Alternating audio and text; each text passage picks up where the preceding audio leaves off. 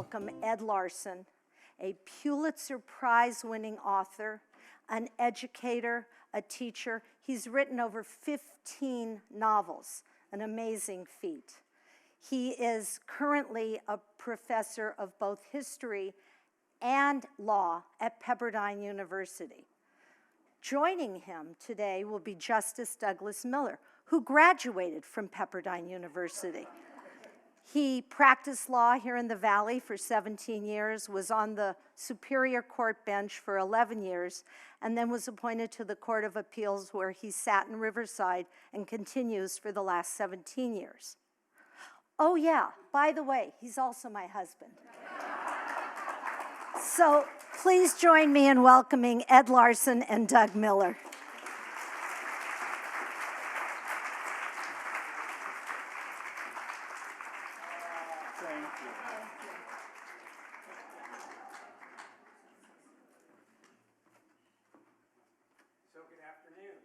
And thank you. What a spectacular place. Jamie, thank you.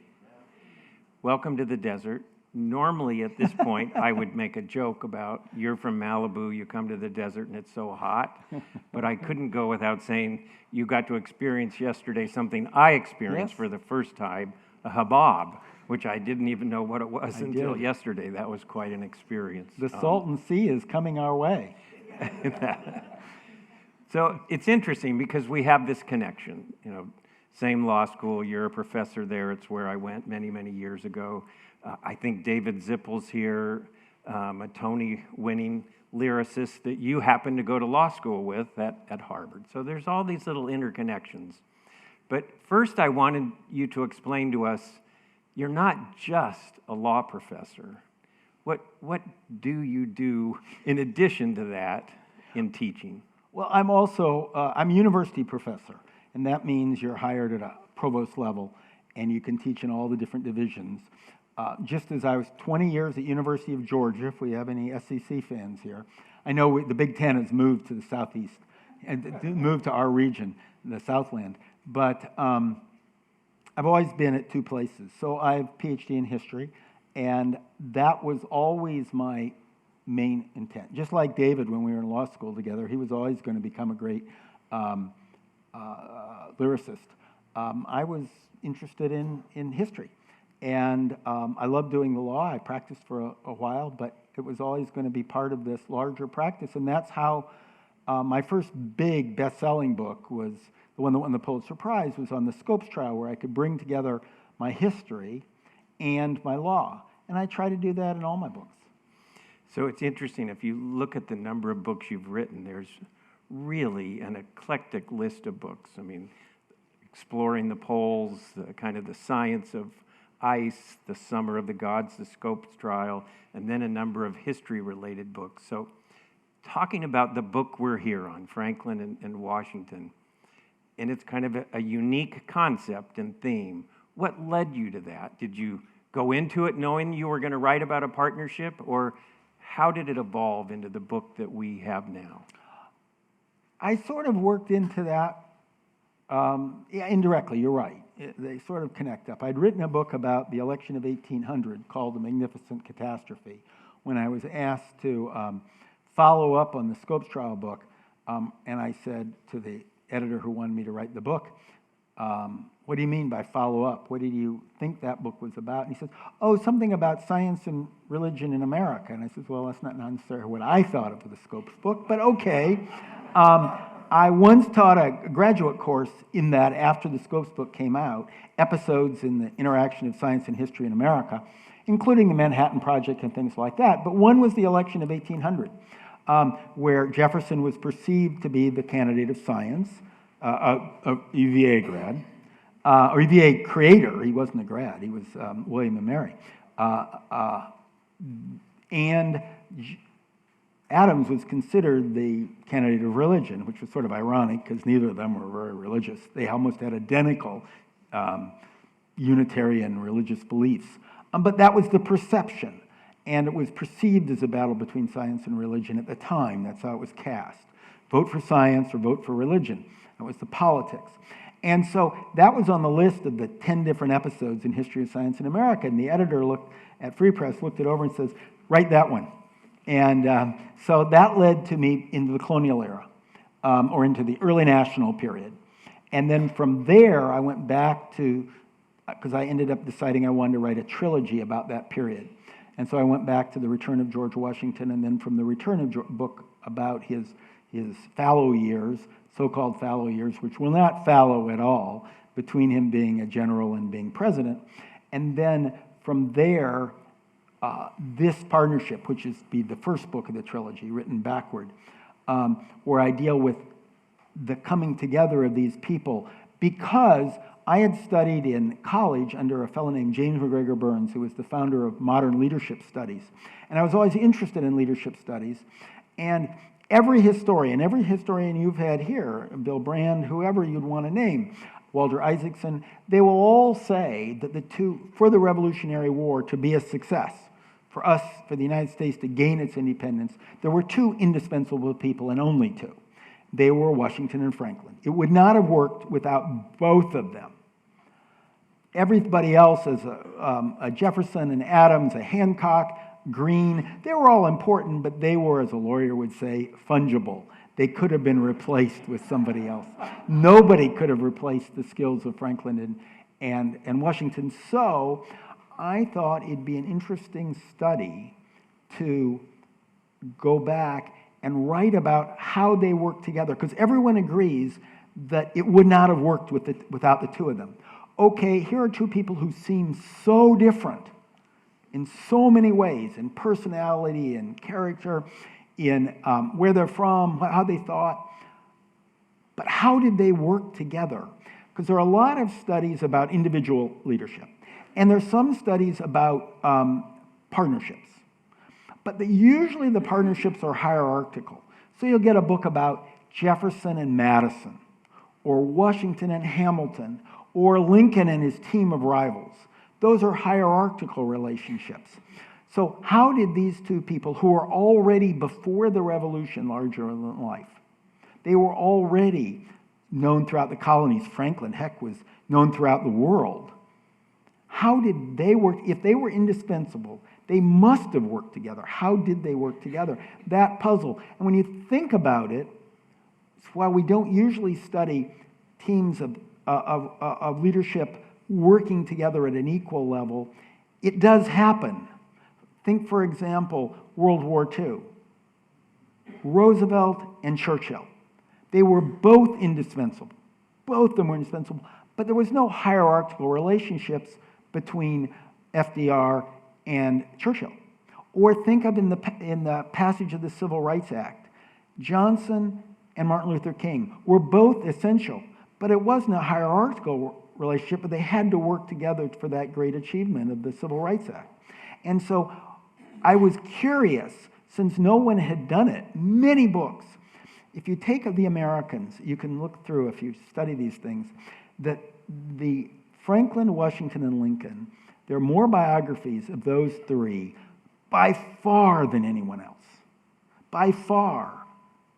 There's nobody close. And so many of your speakers here, like Bill Brand or like Isaacson, they have written books on biographies of Franklin. Chernow has written Washington. So many biographies, so many great biographies, but nobody has ever written about their relationship. And as a historian, what I like to do is to look for holes, what hasn't been done. I guess that way I don't have as much competition, and so I can be more original. Which I did with the Scopes Trial book or the election of 1800. And this was a chance to look at, it was a comparative leadership studies. So what I loved about this book, and maybe this is an advertisement for it, and I've read, I think, all of your books, by the way, and they're all fabulous. But what I loved... You beat my mother. What I love about this book is that it doesn't read like a history book. It reads more like historical novel, where it, lets you just read along. And sometimes in a history book, you got to take notes and you have to read pages 3 or 4 times. This just really flowed, and it was a fun read. But to me, the most interesting thing was there were so many places where I said, Oh, I remember that from college or from high school, from history lessons. But more importantly, I must have had 20 or 30 where I said, wow, I didn't know that. And that's what really made it interesting, because there was so much I learned. So tell us how they first met, how Washington and Franklin first met, and kind of what they were like during that time period. That's a great question, because that was a surprise to me. I thought I'd be writing a book about the Revolutionary War and then the Constitutional Convention, where famously they were together. But actually, Franklin and Washington first met during the French and Indian War, which was a war between, not between the French and the Indians, but between the French and the Indians versus the American colonists in English colonies, the 13 colonies, and the British. And it was over, it became the 7 Years' War worldwide, the first global war. But it started in what's now western Pennsylvania, area around the fork, called the Forks of the Ohio. It's where Pittsburgh is now.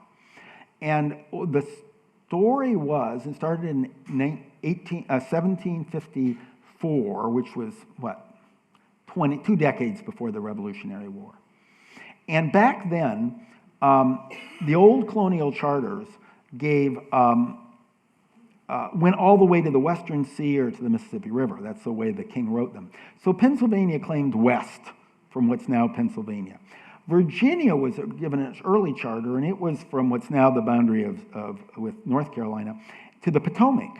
And that but they didn't know the Potomac when they gave the charter goes, instead of going west, it goes northwest. And so you get a V. And if you carry those two terrains back, both of them claim the area around the Forks of the Ohio, Pittsburgh. And that's across the mountains, the first good farmland. And so both Pennsylvania and Virginia were projecting settlers by this time, by 1750, into this area around the Forks of the Ohio. And then France decides it wants it, because France had developed a very successful colony around Quebec. And they separately developed a colony in New Orleans.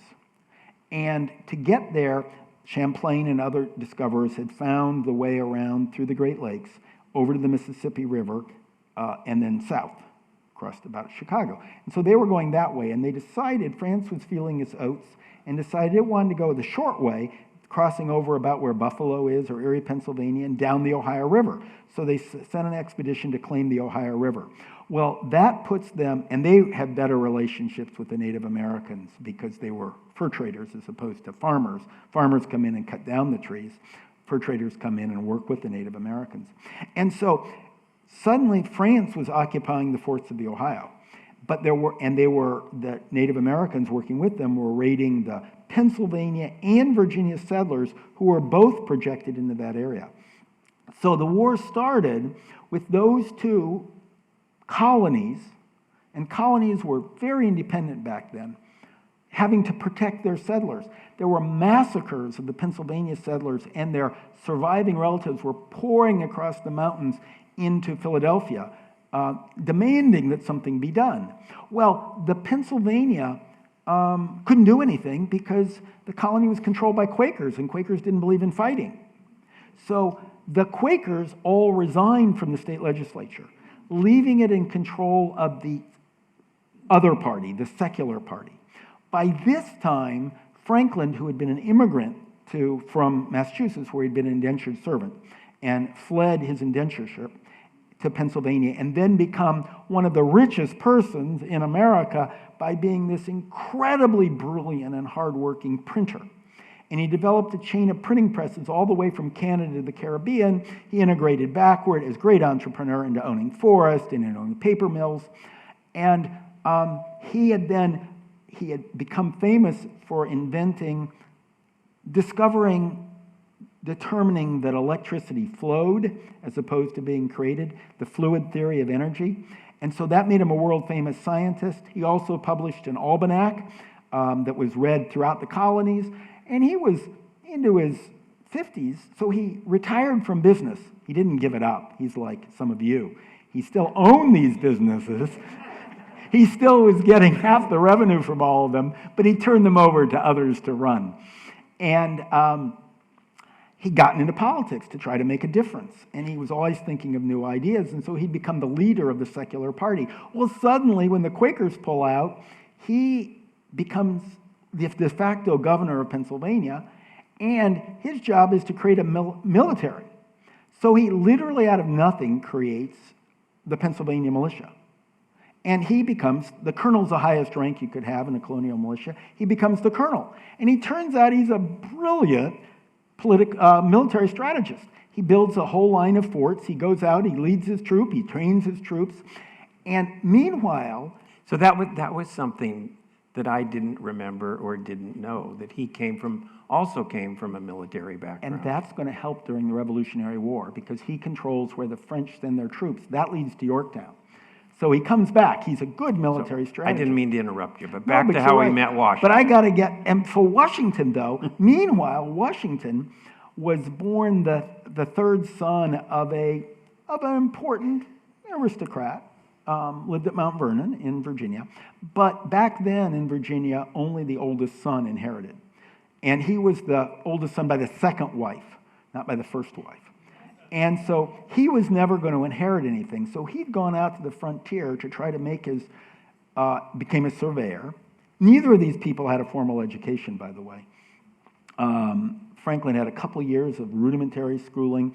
Washington had none. To become a surveyor, but his real goal was to be out in the frontier, in the area of the Forks of the Ohio, surveying land for the wealthiest landowner in Virginia, but also acquiring for himself the best parcels, which he's going to build up into a landed empire. Fortunately for America, both of his brothers die, and he inherits Mount Vernon. And then he married the wealthiest widow in Virginia, slightly older than him, Martha, and suddenly he had not only a plantation, but quite a bit of money to go with it. But he also inherited his brother's title as colonel or leader of the Virginia militia. His brother had been a military leader, led troops of Virginia down in the Battle of Cartagena down in during the war with Spain. And so he inherited. So then comes the French and Indian War, and he has to defend the Forks of the Ohio, and so does Franklin. And they're both the colonels of their respective militia. And of course, Washington, like everybody, knew who Ben Franklin was. Ben Franklin had used his almanac. And so then they had to work together to defend, to push the French out of the area around Pittsburgh. So they first worked together as equal colonels in the militia. And Washington being half the age of Franklin at that time. But they learned 3 lessons from that. And I'll just try to quickly say this. They learned 3 lessons from that experience. First, they learned from trying to deal with the British and trying to work with the British in fighting the French, that the British didn't give a hang for America. We were just colonies.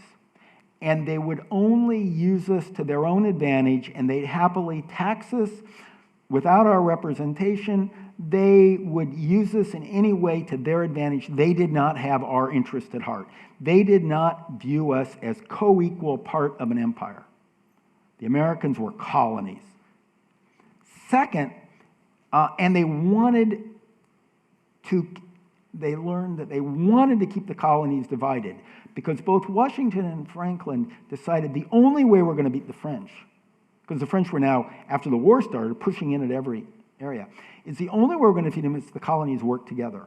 But the British and Franklin offered his Albany Plan of Union to try to bring the colonies together. Washington tried to have all the militias coordinate, and the British actively resisted any attempt to get the colonies together because they didn't want to work them together. They wanted to keep them all dependent. Also, when the war ended, rather than give the frontier where Washington had invested heavily, and Franklin believed the future of what made him a free man and a successful man was to be able to leave Massachusetts in indentured servitude and move to what was then the frontier, Pennsylvania. And he said, that's what makes America America, that we can move west and we're not have to be what our parents are. we can be something new. We can remake ourselves. We can become entrepreneurs. We can own land. The future is in the frontier, and Franklin believed that deeply. And after the war, the British drew a line and says, you can't go past the mountains because we want to use everything. Proclamation of 1763. No colonists can move over there. We're going to leave that to work with the Native Americans for furs. And they says, wait a minute, Washington had all his land up there. Franklin views that as the future. They don't care about us. They want to keep us dependent on the coast within the sight of their navy, because what they have is a navy. But the third thing they learned is, at one point, the British sent over an army under Braddock to reconquer the Pittsburgh, the Fort Duquesne, the fort that the French had built at Pittsburgh. This was a large army, thousands of men. And they went in, and Franklin and Washington worked closely with them. And there was this wonderful meeting in Cumberland and Maryland where he said, well, I'm going to take these troops and I'm going to march them over to Fort Duquesne. This is Braddock. I love Braddock. this quote. And Washington and Franklin just look at him and said, and remember, they're the top officers for the militia. He says, you're crazy. He says, well, they didn't quite use that term. They were more diplomatic.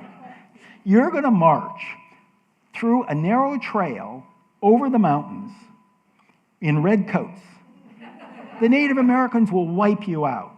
And he looked at them. This is the way Franklin Christie. He looked at them, lifted his chin, and said, they might do that to your colonial militia, but they'll never do it to British redcoats. They did. They wiped them all out. The only survivors were the Virginia militia. Washington himself carried Braddock's body back and buried it on the road under where the wagons were going to go, because so the Native Americans wouldn't find his body and dig it up and scalp him. They only discovered the body a couple years ago, finally, after looking for it. They both had warned him. And so the other lesson, first, the British will never treat our colonies as equal. They'll never treat us as equals. We'll always be dependent on them when we are just as important as they are as people. We'll never have our liberty, and we could beat them. If the Native Americans could beat them, we could beat them in a war. This British military is not that smart. And so they all learned the same lessons. Well, and what's interesting, and what you point out, is that what they learned together during the French and Indian War really was the birth of liberty and independence, and what led to what I want to get to next, some of the historical facts.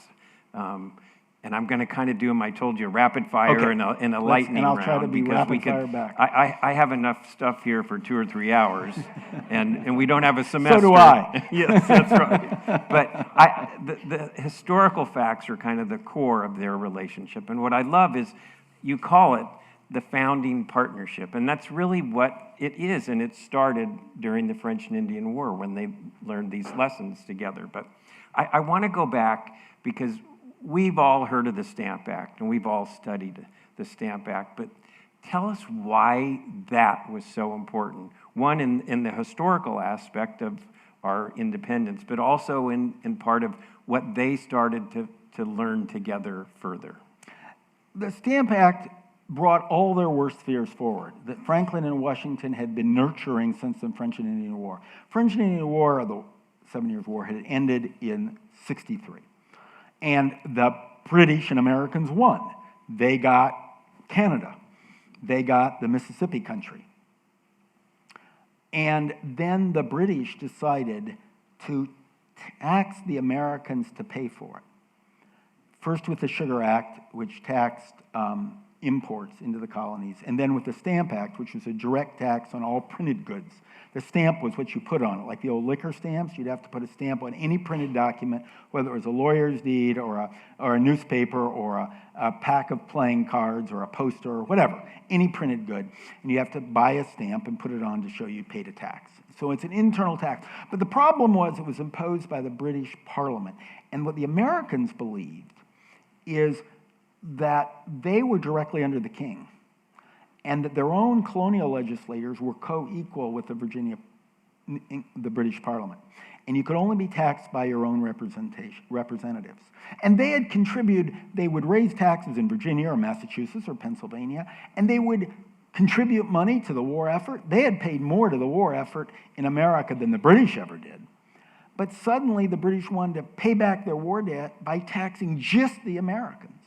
But the Americans didn't serve in Parliament. That was Franklin's solution. Just let us be in the, use proportional representation and let us be in Parliament. Well, things will work out fine. He says, no, you're the colonist. You're not under the king, which they always thought they were, but you're under the Parliament.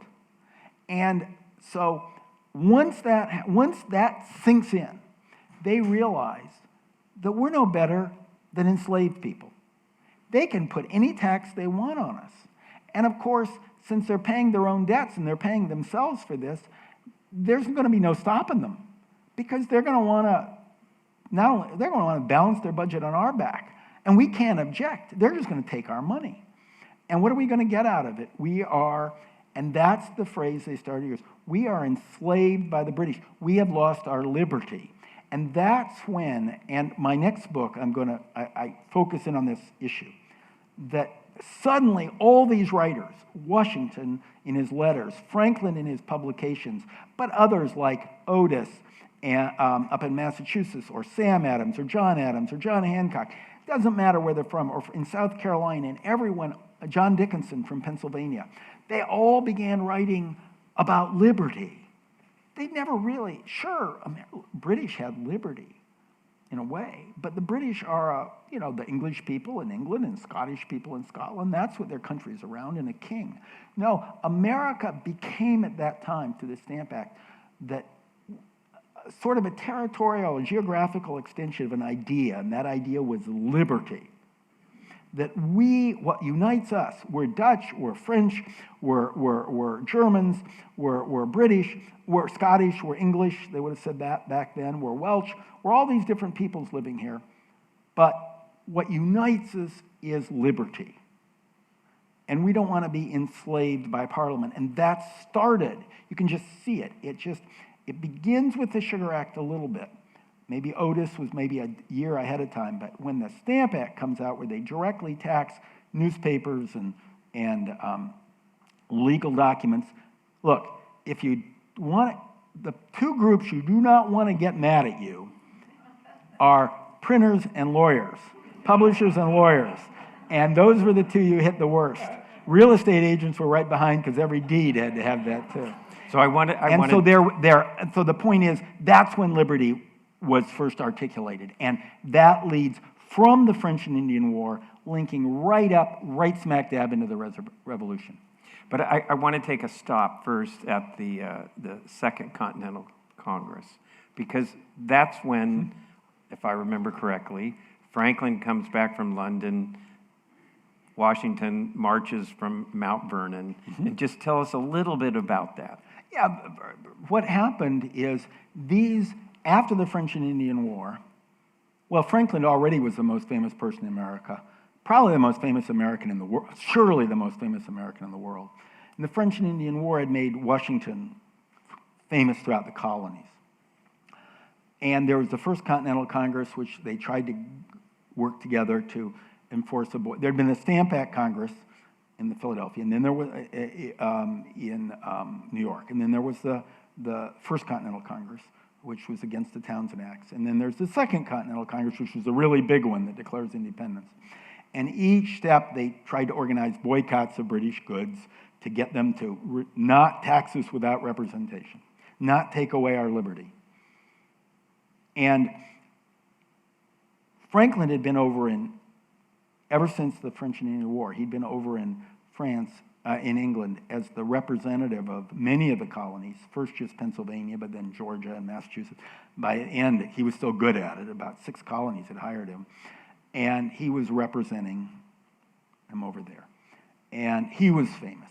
Washington was famous and had become very active in the resistance movement, writing pamphlets and authoring the Fairfax resolutions.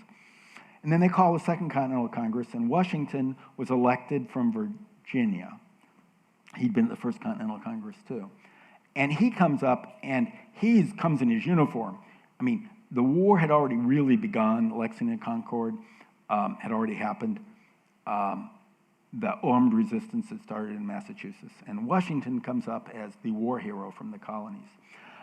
Franklin comes back, realizes it's hopeless, comes back by ship from London, and lands in Philadelphia just shortly before the Congress begins, and immediately is picked by Pennsylvania to be its representative.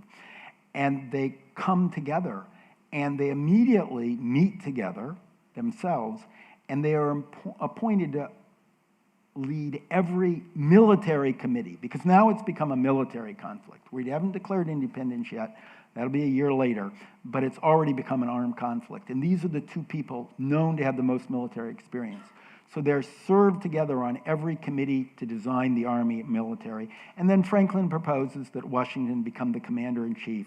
He was too old to do it, though he became the head of all the military committees. And so Washington goes off to Boston to lead the siege of Boston. Franklin goes up repeatedly to meet with them. He's in charge of the committees of Congress dealing with the military. He goes up when Canada's invaded. He goes up with that. He meets with the British, and often with Washington, basically until Franklin is sent after the Declaration of Independence to be the ambassador to Europe, because he's the most famous American.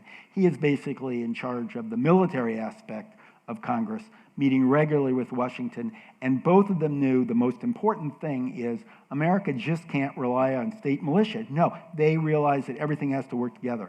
They were the two architects of a Continental Army. So I don't mean to skip the entire Revolutionary War, but we win. But Spoilers alert. That's right.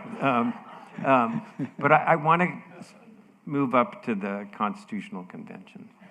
And if maybe you could talk about Franklin and Washington meeting there the first time, and then second, the Christie painting that you talk about so much in your book. Sure. Well, to slow up that jump, okay. One thing, a trait emerged, since I was doing leadership studies, during the Revolutionary War that will carry over to the Continental Congress. Washington, turns out, he was in the war, in the French and Indian War, he'd been really young, and he was pretty rash as a leader, where Franklin was older and was much... 30-year difference, right? 30-year difference, and he was much more stable in his leadership. By the Revolutionary War, Washington had grown up completely, and he learned traits that were similar to Franklin. He had always had a great dignity. He was a very tall man for his day, large build, great stature, and since his teeth were all rotten, he kept his mouth shut, and so he looked very dignified. The reason why his teeth were rotten is he just loved tea. He drank enormous quantities of sweetened tea all the time, and they just rotted his teeth out. I know he did drink Madeira wine, he liked wine, but it was the tea that did it. And the reason why people thought he had wooden teeth, he didn't. His teeth were either made out of walrus tusk, ivory, or real human's teeth. But he drank so much tea that they stained brown, because walrus tusk, if you carve them, absorb that stain. So they look like wooden teeth, but they weren't. But he learned to listen. Franklin always was ahead of everybody, but Franklin had a trait that he was just so much smarter than everybody else, he would feed his ideas to other people in politics or in anything, and then let other people propose them and back them up. So he shared the credit, because otherwise it'd all be about him, and he'd incite jealousy. And Washington had picked that up. And Washington, before any battle, would always bring all of his lieutenants together, which included people like Hamilton and Madison. I mean, he had great lieutenants, Lafayette. And he'd listen to them all and then decide. So he'd listen, and then he'd share credit, just like Franklin. They were both very comfortable in their own skin. So in that sense, they were similar. That's why they never became rivals. They were willing to give all the credit to each other. They were willing to work together. And so Franklin, sent over the Navy and the French army that won at Yorktown. I mean, that was Franklin figuring it out. Washington played his part. Sure, they worked together. Well, so now they hadn't seen each other after that. Franklin goes over as ambassador, and then comes back and is governor of Pennsylvania, elected unanimously for 3 consecutive terms, and during this period. And so he's going to be the host of the Constitutional Convention. Well, Washington is the most famous, along with Franklin. They're the 2 most famous people. They're the only national heroes because he'd been a hero from his being the Revolutionary War. And so Washington comes up to Philadelphia, and they're both committed. Remember, ever since the French and Indian War, they believed these colonies have to work together. And one of the problems was after the Revolution, every state was sovereign. So you had all these little states like Virginia or Pennsylvania or Rhode Island, and they each had total power. I mean, the Articles of Confederation was simply a league of friendship. And so each could build up tariffs against each other state. Each had their own money. Each had their own taxes. They didn't have to pay any taxes to the central government. Each had their own army. There was no central army. And the country was falling apart. And both of these people had been entrepreneurs. Washington had built up the largest wheat farm in America, the largest whiskey distillery in America. He was trading his wheat and his grains all the way to China and over to England. He was an incredible entrepreneur. He realized the way you have success is you have one national economy, like the EU. We've got to break down trade barriers, and we've got to have the central government control tariffs overseas so we can build up protective barriers for our own manufacturing. Otherwise, we're just going to be swamped with British goods and French goods. And they're going to put barriers against our agricultural products. So we need a central government for economic reasons, and they both believed that, and they knew they agreed on that. So when Washington arrives to a hero's welcome, to the guns blaring and the bells ringing, the first thing he does is he drops off his bag where he's going to stay and goes and visit Franklin at his house. Arrive early before the other delegates, and they meet together, they have dinner together, because they know that they have to agree on this, at least in public, has to see them, because both of them have such a following, and this is going to be very hard to pull this centralized government off because of all the selfish interests of the states. So they're going to have to be lockstep, because if they're in public not lockstep, the divisions will tear it apart. And so they work together very closely because they have similar goals. They have differences. They have real differences. But they have similar goals that they need a single national government to control interstate and international commerce. They need a single national government that will control foreign policy, which they didn't have. They haven't been able to maintain the frontier because the central government cannot tax and cannot maintain an army. So basically, the Native Americans had overrun the Ohio country, overrun 2/3 of Georgia. They were pushing back in. There was nobody to stop them because none of the individual states cared about the frontier, but the frontier was technically part of the United States. That's all the way to the Mississippi. They both believed in the frontier, that America's future was the frontier. They needed a national government with a national army that could raise national taxes to go up and open the frontier for settlement. And they believed they needed a national government with the power to tax individuals and spend for the public welfare. Then let the states run what they want, but those centralized powers. They agreed on that. And that's, if you look at the Constitution, when you look at the powers listed in Article 1, they are precisely what Washington and Franklin wanted. They disagreed on some lesser things, but they were willing to make compromises on means, like each state having an equal number of senators, which they didn't like because they were from big states. Concessions here and there. Washington wanted a strong president. Franklin wanted a weak president. They disagreed over slavery by this point, but what they agreed on is, for America to survive, we needed a strong central government with the enumerated powers, and they got exactly what they wanted.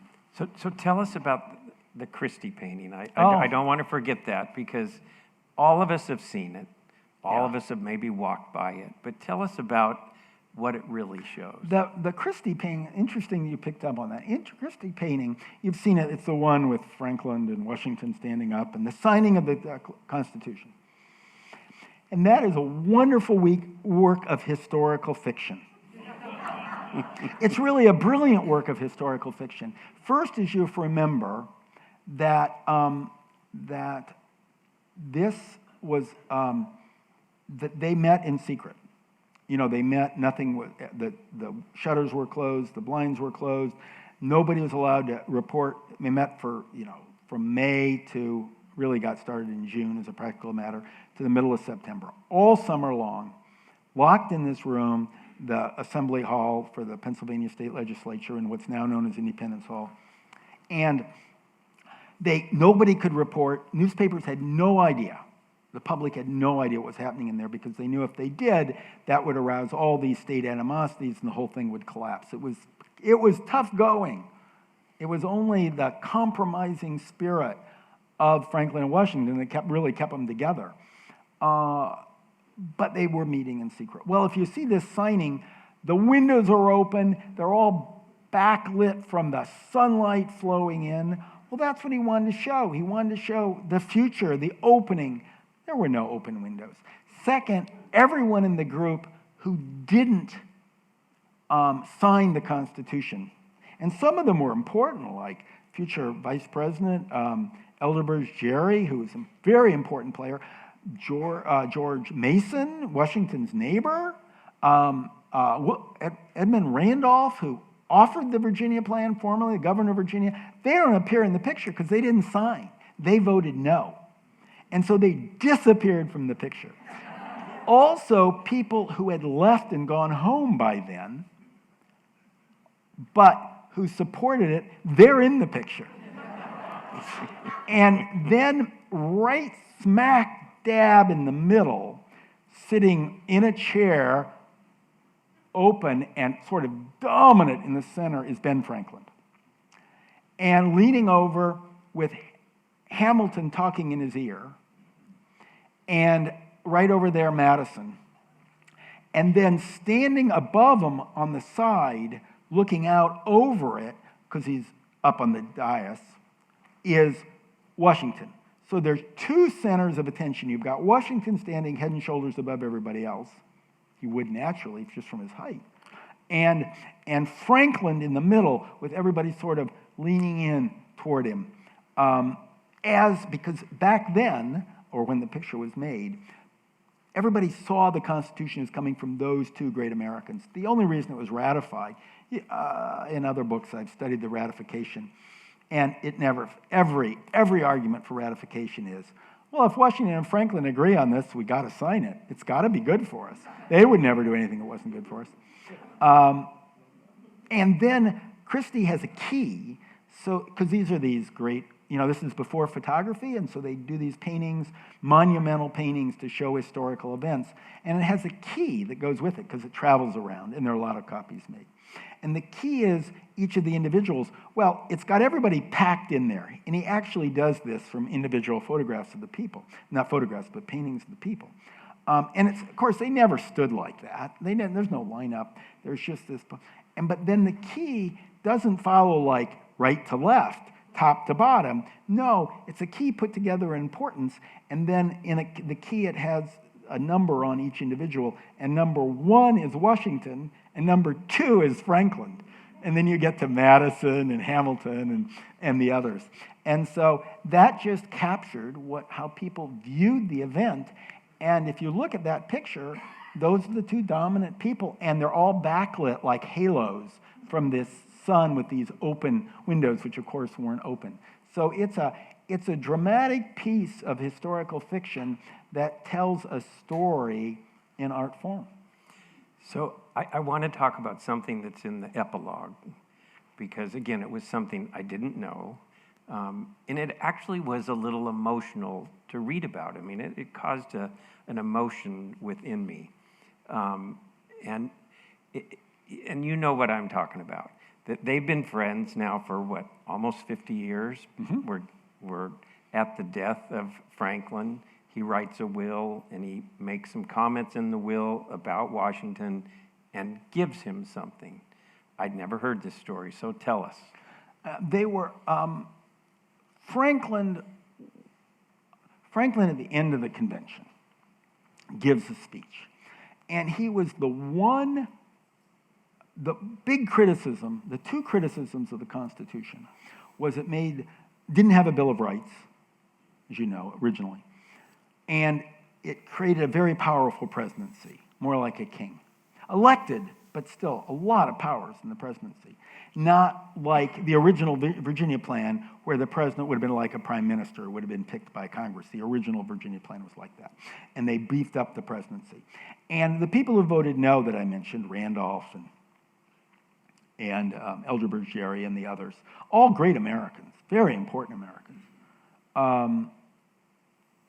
they voted no. They had all said separately that the problem is no Bill of Rights, and what you've created is, in the presidency, is the fetus of monarchy. This thing will grow into a monarch. And Franklin had agreed on that point. He agreed, and we now have, Madison's notes of the debates, and Franklin had also used the fetus of monarchy phrase. But he said, I know it'll be fine at first because we'll have a good leader, but you give too much power. And then in his closing speech, the only thing that gets out from the Constitutional Convention, the only thing that's leaked, is Franklin's closing speech, where he makes a plea for everyone to sign. He says, I know this isn't perfect. It's got its problems. But if we don't sign this, the next time we meet together will be to each states meet together will be slit each other's throats. And he says, he makes this plea, he says, this will work. He looks up to Washington because I know who the first leader is going to be. And we can trust him. We can trust him with power, and we can correct from there. And he said, but I agree that this government, like every other government, will end up, and this is a speech that was published throughout the country with the release of the Constitution, but he said to the people, he said, this government will lead to tyranny like every other government. Despotism was his phrase. When the people no longer have enough virtue to have any other form of government. And so what he believed was democracy was a brand new experiment. Nobody had a democracy. Everybody had a monarchy in the world. And he said, democracy is a new experience, and I believe in democracy, but it requires virtuous leaders like Washington and virtuous people. And if you don't have those, doesn't matter what government you write. And Washington said almost the same thing in private letters, that this is an experiment, and it requires virtuous leaders and a virtuous people. Otherwise, it'll be tyranny. And that's why Franklin famously, this is part everybody knows, when he comes out, he meets Elizabeth Powell, who's the leading grande dame of Philadelphia society. She'd held soirees every night for the guests. Everybody wanted to go to Elizabeth Powell's things. And she asked Franklin when he walks out, well, what have you created for us? Because we don't know. Everything's been secret. And that's when he says the line, it's a republic if you can keep it. And so he dies a couple of years later, and he pushes for Washington to be president, of course. He's a big supporter of Washington to be president. He's too old for the job himself. He'd be the only logical competitor. And when the Revolutionary War was won, one of the great ladies of the equivalent to Elizabeth Powell in French society, a great princess, a great leader of French society, had a special applewood staff carved for him with the cap of liberty as a walking stick, a staff, like the staff that the ancient prophets of Israel would have. This beautifully carved wild apple with a cap of liberty on the top instead of the sphere of a monarch. And so when Franklin dies, he puts in his will that he wanted that to go to George Washington, because he's the president, and this would be the only, with the Liberty Cap, this wild apple tree staff would be the only proper scepter or staff for a monarch. And so it's delivered to Washington with this note describing what it meant. And you can still see it on display at Mount Vernon.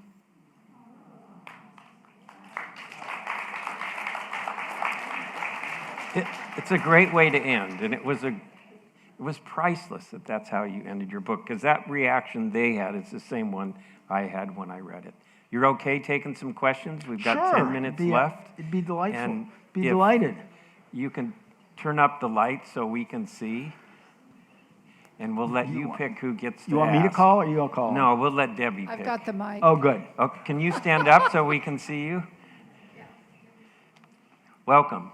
I think it's on. It's on. Being a professor, can you comment on our current educational system where we do not teach history or civics? So it's not on. Can you? I can repeat the question. Yes, go ahead. She asked about what do I think of being a professor, the state of teaching of civics and history. Let me start on civics. I agree with Sandra Day O'Connor completely, and I've worked with her on some of those panels. The civics education, I'm barely old enough to have had civics when I was in junior high school. It was gone shortly after that. It was gone in the 70s. And I just think that we Americans, just as Franklin and Washington said, democracy is not automatic. You just can't knock off a dictator like Saddam Hussein and expect a representative democracy to emerge in Iraq. It just doesn't happen that way. It has to be nurtured. And civics is very important for that. Learning how the government works, how compromise works. I mean, these people, Franklin and Washington personified, they would have their ends, their goals, but they'd be willing to compromise on means to get there. You have to learn to do those things. You have to learn how democracy works, and that's part of civics. And history, as well as political science, not just political science, they all can be toward that end. And if we don't know what we were, because we're not that much different. I mean, Franklin, you could drop Franklin down today and he'd fit right in. We're not that much different. We have the same passions, we have the same divisions. We evolved through competition, and so you can throw clickbait out and it divides us. And we need to understand history can show us the virtues of coming together, the wisdom that Franklin and Washington had, and others. I'm not taking away Hamilton, I could name a lot of others.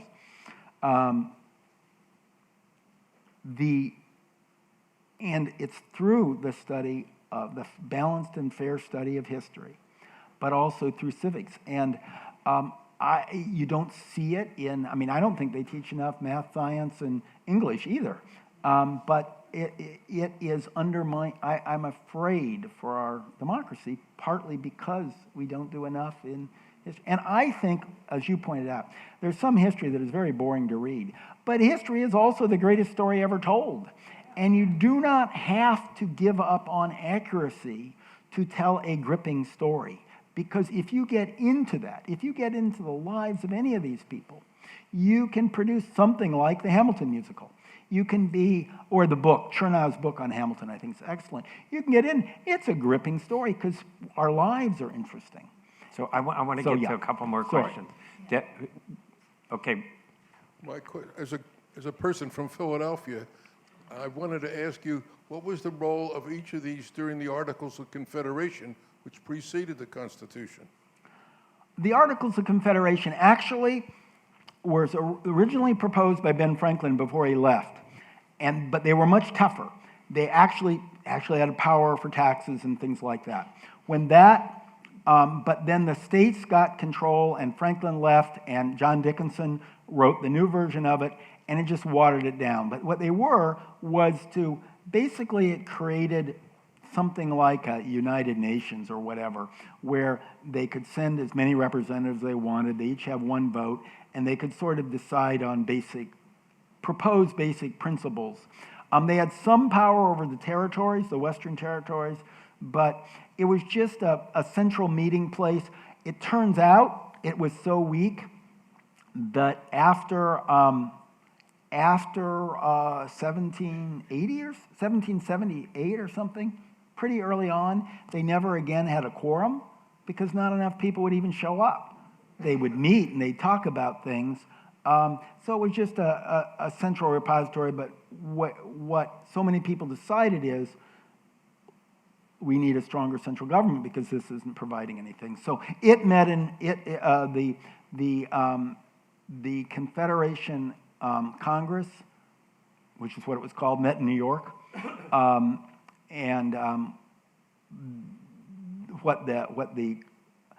they had approved holding the Constitutional Convention, but the only way you could amend it was every state voting, and basically the Constitutional Convention just overruled it and said, 9 states agree, we've got it, because they knew they could never get all 13 states originally. And so they just wrote a new government. One book recently had the name Founders Coup, but a coup led by Washington and Franklin and Madison and Hamilton and all those others, and they came up with a new government. One more back here. Yeah, Washington and Franklin were both Freemasons. I wonder if that relationship, how that relationship influenced their, not just their interactions together, but the principles the nation was founded on. Wonderful question. They were not only Freemasons. In both, they were the lead, number one, chief Freemason for their entire colony or state. They were the top Freemason, and that was one of the binding, absolutely. That was one of the binding connections all the way through, that when they were meeting together, they were the leading Freemason of their particular state. I don't know exactly what the hierarchy is called, but they were the chief of their group. And there were many other Freemasons. Many of these people who came over from France to fight in the Revolution were also Freemasons in France. And many of the other leaders in the American Revolution and in the Continental Congress and in the Constitutional Convention were also Freemasons. And yes, it provided a better brotherhood, a brother bonding, a level of trust. And Freemasonry then was even more important than it was today. It was almost an alternative to religion for a lot of people back then. Most of the Freemasons were not conventional Christians. Certainly Franklin and Washington weren't. But they deeply believed in providence, deeply believed that providence was guiding and leading America. They both deeply believed in God. They just weren't conventional Christians. And Freemasonry and the ideas of brotherhood and working together and of cooperation and giving credit, all the traits of Freemasonry they exhibited. So it not only provided a bond, but helped reinforce their character. So Freemasonry back then, you cannot underestimate it in both of their cases. One more, and then I think we're. Thank you very much. Please help me thank them. Thank you. Thank you. That was good.